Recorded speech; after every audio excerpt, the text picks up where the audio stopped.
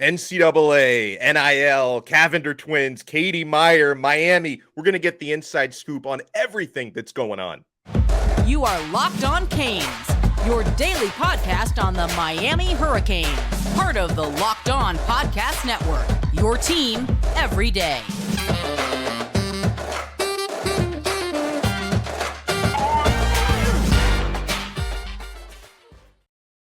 I am Alex Donno, your host. I'm a University of Miami alumnus, longtime South Florida sports radio vet, and contributor to allhurricanes.com. And thank you so much for making Locked On Canes your first listen today. We're available free wherever you get your podcasts and available free on YouTube. So, last week, it was on Friday when the findings and sanctions on that NCAA NIL investigation were announced. You've got some Hurricanes fans, freaking out, wondering what's going on. You got rival fans taking a victory lap since Miami is apparently on probation. But I wanted to get clarity on this, and who better to get clarity from than Darren Heitner, attorney at law from Heitner Legal, who has actually represented the Cavinder Twins for about the past couple of years. So, Darren, first of all, thank you so much for taking some time, and I hope you're doing well on this fine Monday morning.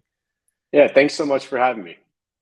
It's my pleasure. Okay, so first things first, I want to read just a quick excerpt here from the Committee on Infractions statement, which seems, a little contradictory to me, where they write, the investigation did not develop any facts directly linking activities around name, image, and likeness to the prospect's recruitment to or decision to enroll at the University of Miami. During this review, however, the panel was troubled by the limited nature and severity of institutional penalties agreed upon by Miami and the enforcement staff, namely the absence of a disassociation of the involved booster. So, it sounds like they even admit that the Cavinders did not base their decision having anything to do on that meeting, and yet they still, wanted more severe punishments. I'm a little puzzled by all this, Darren. I think it's so important that you read that portion of the report aloud, because many journalists and even myself are to blame for our immediate reaction to this discipline, and specifically the lengthy report that was handed down. Many of us jumped to the conclusion that this was an actual penalty for an NIL related violation, that it was a violation of the interim policy that was put into place July 1, 2021, that is still an interim policy today, and that has had some guidance provided over time. But in fact, when you look at the specifics of the report, this is not an NIL violation. This is, from the NCAA's purview, a violation of recruitment.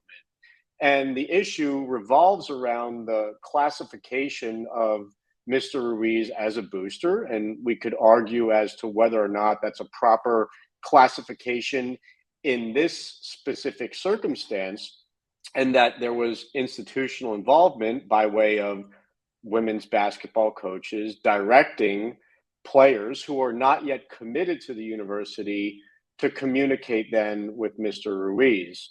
And whether that in itself is a violation, and I think the NCAA came to the conclusion that it was, which in turn led to the 3-game self-imposed suspension and now also a probationary period that the university is on. But nothing beyond that, and no direct statement in the report that there was a specific NIL violation, or as you mentioned, that the Cavinder Twins were in any way influenced to attend the University of Miami based on any communications or meetings that took place. Yeah, and something else you can help us clarify here is we're talking with attorney Darren Heitner. Everyone was talking about this Cavinder-Ruiz meeting, and they were calling it a dinner. Are we even sure that an actual dinner took place at that event? It's a very good question, because I do believe that it's reasonable to assume that I guess you could say the severity of the penalty is at least in part related to this belief that there was an impermissible benefit that was provided to the Twins, that being in the form of a dinner. But I'm led to believe that that's not necessarily true, that they may not have even been provided water when they met with Mr. Ruiz at his house on this specific occasion. I do want to be clear. I was not present. In fact, at the time, while I've worked with the Cavinder Twins for almost 2 years as their counsel, I'm not aware of every single happening. I at the time, I wasn't even aware that the meeting was going to take place or that it had taken place. And I'm also in the process of learning some of the facts. And my understanding is it's not crystal clear that they even received a free meal. And if they did, I have no idea what they ate. Wow, that's very interesting. So I also, and hopefully, you can help us kind of understand what this actually means, since you've done so many things that are related to the NCAA, because like when fans hear that Miami's athletic department is on probation, and initially people had interpreted that just the women's basketball team was on probation. Now it looks like the entire athletic department is on probation. Like, what does probation actually mean, Darren? Like, what can Miami can and not do during this period?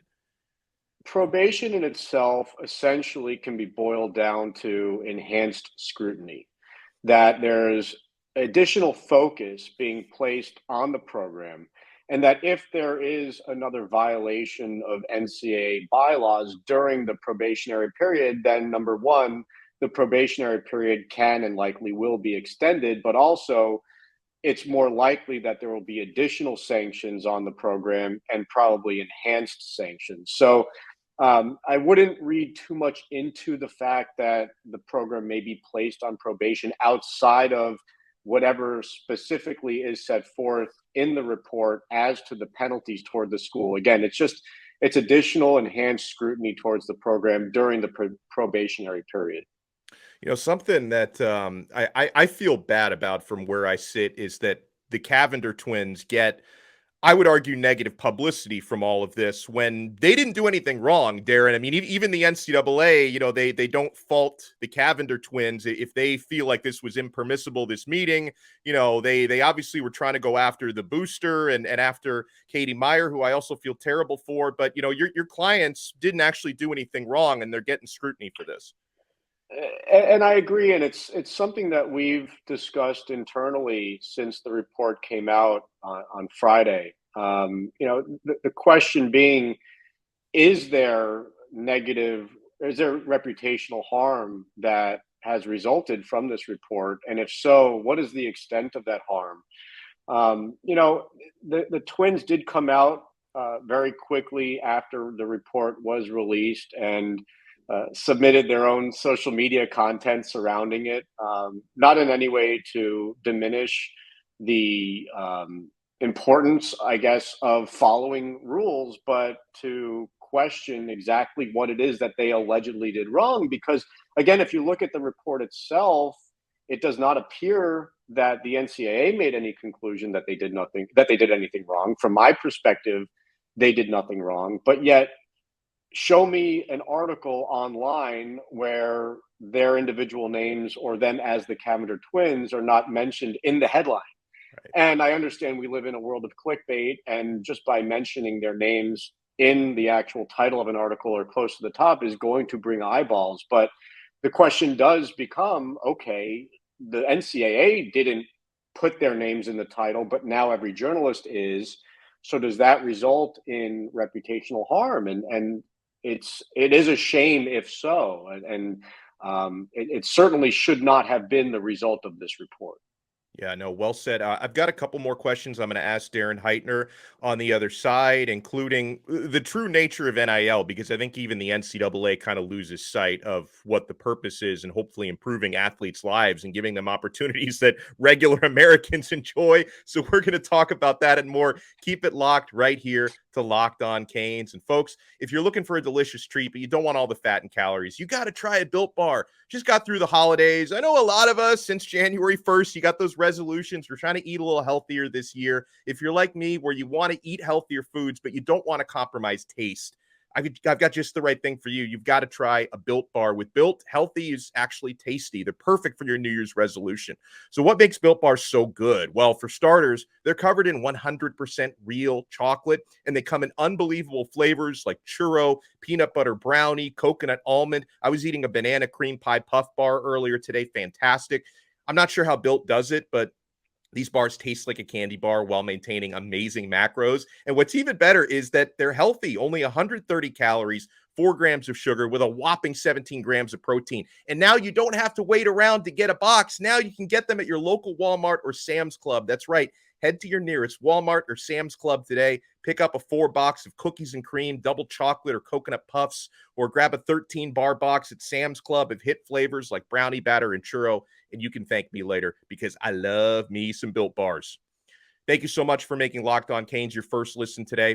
Alex Donno alongside Darren Heitner, attorney. He represents the Cavinder Twins, and he's given us some insight on what's going on between the NCAA and Miami. And, Darren, you talked about like provisional NIL guidelines. Just as a journalist, it's frustrating for me to kind of try to understand what is allowed and not allowed with name, image, and likeness. Now, you brought up a great point in the opening segment that based on the NCAA's findings, this Cavinder Twins situation wasn't even really an NIL thing. But as far as NIL itself, even as an attorney, are you sometimes kind of unsure what the rules allow and don't allow?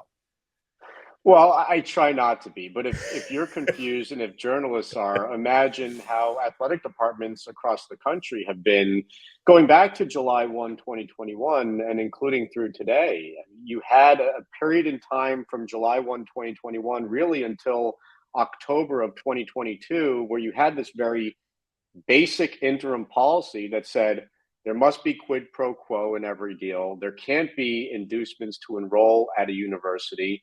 And there can't be pay for play, nor can there be payment from the university to the athletes. But that was basically it, supplemented by a 3-page question and answer document, which, oh, by the way, does say that boosters can enter into deals with athletes. So going to October 2022, all of a sudden, the NCAA reveals new guidance. But that guidance also does say that universities, their staff, can engage with what they call NIL entities, including NIL collectives, to inform athletes about NIL opportunities. And that schools can go as far as to provide information to athletes about opportunities that the institution has become aware of, which includes opportunities from boosters or collectives. Mm-hmm. Where I think going back to this whole conversation about the Cavinders, where there becomes a question is it that the school can provide this information to all athletes, whether or not they're already committed or enrolled at the university? And if you look at the guidance itself, it's ambiguous. So I think what the NCAA did, in fact, what I believe the NCAA did here was looked at other bylaws on recruiting, because these individuals were not yet committed nor enrolled, while they may have been in the transfer portal. By connecting them from the institution side to what, again, the NCAA characterizes as a booster, and that may be up for debate in this particular circumstance, that was deemed a recruiting violation as opposed to necessarily an NIL violation. Wow. But yeah, there's a lot of questions that are asked on a daily basis, and I get them all the time from athletic departments. And now, the state of Florida recently changed their regulation where now coaches can get involved in facilitating NIL deals, which now kind of makes me feel like Katie Meier, like based on the new precedent, wouldn't even be in any trouble based on the way that the state of Florida is now moving forward. So, and again, this is where there's a lot of confusion in the space. What the state of Florida did by modifying its existing NIL law was it actually just removed a prohibition that existed at the state level. And the prohibition was on schools and staff causing compensation to athletes. There was a question as to what causing compensation was anyhow. It was sort of vague and overbroad. What it didn't do, which, by the way, a lot of journalists are wrongfully reporting, but what it didn't do was say that causing compensation is allowed. It just said that it's no longer a prohibition at the state level. So we still have to then address the fact that the October 2022 guidance from the NCAA does say that it's impermissible for a school to communicate with an NIL entity, again, a collective, regarding a specific athlete request or demand for compensation, or even encouragement for the entity to fulfill that request. The school can't be involved in negotiating any sort of NIL opportunity. So there's still a line in the sand between what the school can do, which again is provide information to athletes about opportunities that the schools become aware of, but that's where the involvement has to end. It can't go further and actually negotiate terms or even speak further for the parties within a potential transaction. So the state pulled back on restrictions, but the NCAA still has its own restrictions that need to be abided by. Okay, that was something I was not aware of, how some of that fine print looks on that. So that is really informative. And Darren, as someone who helps facilitate NIL deals with athletes, do you feel like people lose sight as to what NIL is actually about? Because for decades, people like me have been screaming that it's crazy that players have not been allowed to be provided meals or sign autographs or do commercials. And it's like, now that we have that, people are then complaining because they think, oh, well, this school's doing it wrong and they're getting recruits we can't get. So it's like, I don't know, fans are just never going to be happy with this process. But do people lose sight at the fact that it was ridiculous when NIL didn't exist? And now maybe we need to appreciate the fact that these athletes can actually improve their lives and their families' lives. And this is a much broader conversation that we can and perhaps should have. Yeah.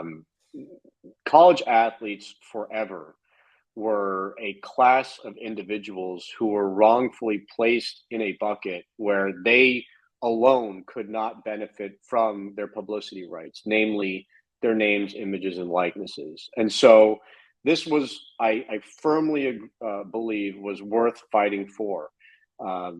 We've seen amazing results where athletes are able to raise money for charitable efforts that they couldn't do in the past. They're able to actually engage with brands and do endorsement deals, do public appearances, sign autographs, create NFTs and make money. And whether it be to buy a fancy car for themselves or to actually just support their families, that many of these athletes come from such depressed socioeconomic backgrounds and desperately need this money, and they're able to support their families in a very important way that they couldn't in the past. Or to what you mentioned, just being able to pay for meals. It was difficult. I know a lot of people don't understand or appreciate this, but many athletes just didn't have the resources outside of the cost of attendance that they're provided with by way of their scholarships. And by the way, not every athlete obtains a scholarship to go to school. These are important pieces of the pie. Now, I get the gripes, which is that a lot of deals may be couched as NIL, but really they're inducements for athletes to enroll at universities. The problem is this is sort of the creative solution that many boosters or collectives have come up with because of the lack of really characterizing these athletes for what they are, which is employees. If they start receiving a portion of the revenues from media rights deals, or they become W-2 employees and receive salaries, a lot of that will go away. But it's going to continue in the meantime. And the only way that stops is if the NCAA proactively takes action against it. What's so interesting is 19, 20 months into all of this, no action has been taken thus far on that front. Instead, what we're left with is a 3-game suspension for a women's basketball coach based on a meal that we don't even know necessarily happened. I mean, it's comical. Well, listen, I appreciate all your information and your time. Of course, everyone, make sure you follow Darren at Darren Heitner on Twitter. And Darren, I know you teach some law classes at Miami and Florida. If there's anything you want to promote or you want to make people aware of, the floor is yours, man. It's funny. I get criticism, I think, both ways because I teach an NIL course at Miami Law School, and I teach a broader sports law course at University of Florida, Levin College of Law. But despite what people think, I'm not providing information from Florida to Miami or Miami to Florida. But I thank you for having me on the show, and I hope to be back sometime soon. Oh, you definitely, you will be, my friend. Great stuff. And yeah, thank you so much for taking the time. And yeah, Darren Heitner at Darren Heitner on Twitter. Have a great rest of your day. You too. Huge thank you to Darren Heitner for stopping by. And I hope that conversation we had can answer some of the questions you guys had about this situation, because he certainly answered some of mine. And maybe he answered questions you guys didn't even know were questions until our conversation started. So we'll wrap up a bittersweet weekend in Hurricane sports when we come back here. Keep it locked to Locked On Canes. Thank you so much for making Locked On Canes your first listen today. We are available free wherever you get your podcasts and available free on YouTube. Wow.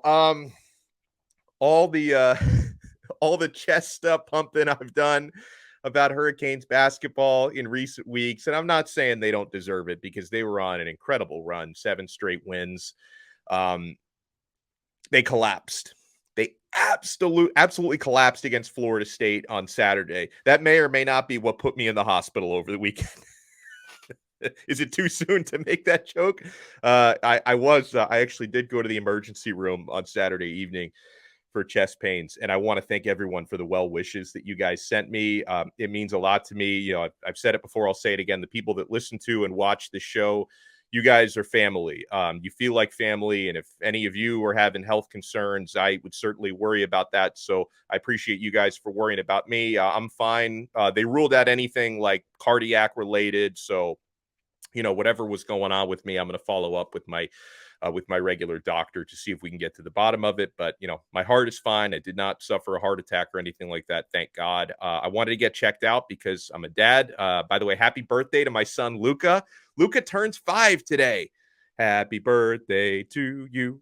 Happy birthday to you. Happy birthday, dear Luca. Happy birthday to you. He's going to blush when he sees that I sang for him on the show. But happy 5th birthday to my son. So listen, with that, losing to Florida State always stings, okay? Miami punished Florida State on their floor the first meeting of the season, and Florida State pulled off what I'm sure their fans would describe as an epic comeback when Miami had a 25-point lead in that game. Miami fans would describe that as an epic collapse. Definitely didn't help that Nigel Pack wasn't on the floor. I don't think Miami would have lost that game if Pack had been on the floor for the Hurricanes, but no matter what, blowing that lead, Miami obviously is still going to be in the tournament.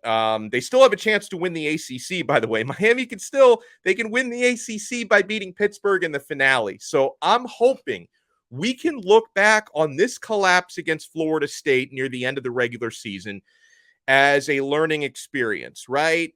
Whatever Coach Larinaga did wrong, getting too conservative at the end of that game. Hopefully he learns from that and it doesn't happen in the tournament. Hopefully those players who are on the court learn from that experience and it doesn't happen in the tournament. If Miami can use this as a wake-up call to make sure that these issues do not rear their ugly head in the NCAA tournament, I'm hoping that this catastrophic loss against Florida State can turn out to be a learning experience and we can see the silver lining from that.